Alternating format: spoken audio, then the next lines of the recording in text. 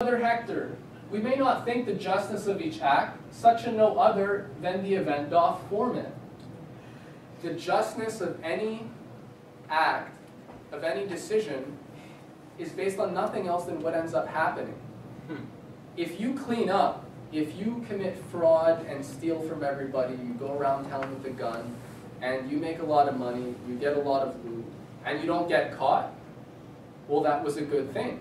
The outcome was totally successful.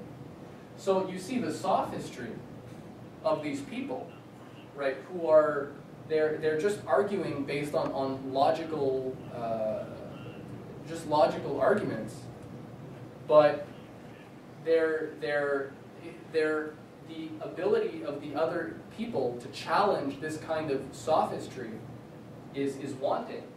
So you have it in Hector.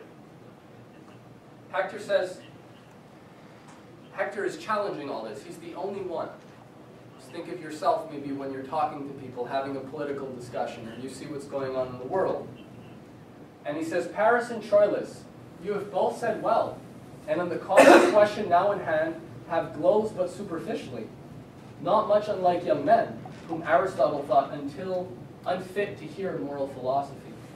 The reasons you allege do more conduce to the hot passion of distempered blood than to make up free determination twixt right and wrong. For pleasure and revenge appears more deaf than adders to the voice of any true decision. Adders are snakes, so have ears more deaf than vipers to the voice of any true decision. Nature craves all dues be rendered to their owners. Now, what nearer debt in all humanity than wife is to husband, Helen belonging to Menelaus?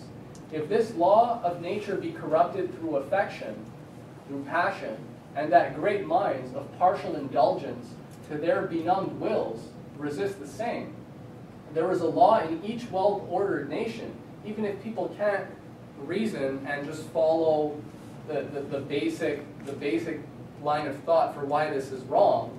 He says there are laws. There is a law in each well-ordered nation to curb those raging appetites that are most obedient and refractory. If Helen then be wife to Sparta's king, as it is known she is, these moral laws of nature and of nations speak aloud to have her back returned. Thus to persist in doing wrong extenuates not wrong, but makes it much more heavy. Hector's opinion is this in way of truth. Yet nevertheless, my sprightly brethren, I propend to you in resolution to keep Helen still. For 'tis a cause that hath no mean dependence upon our joint and several dignities.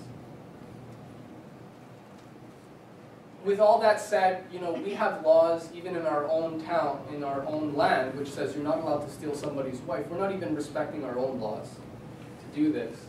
But after all that, and how you guys are just young and foolish, and you're just being driven by passion, he says, but you know what?